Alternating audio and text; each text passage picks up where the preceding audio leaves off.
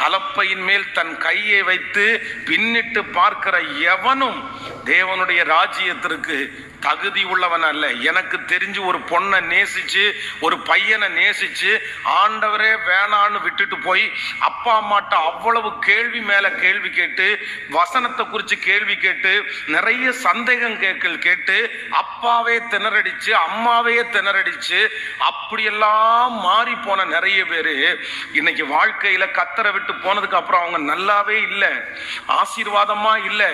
அவங்க அனுபவிக்கிற பாடுகளை பார்த்தா அவ்வளோ கஷ்டமா இருக்குது.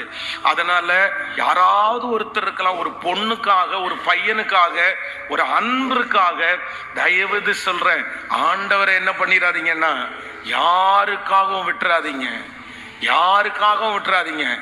ஆண்டவர் தான் நமக்கு மெயின், ஆண்டவர் தான் நமக்கு முதல்ல முக்கியம். அவருக்காக எதை வேணாலும் நம்ம விடலாம், தப்பு இல்லை.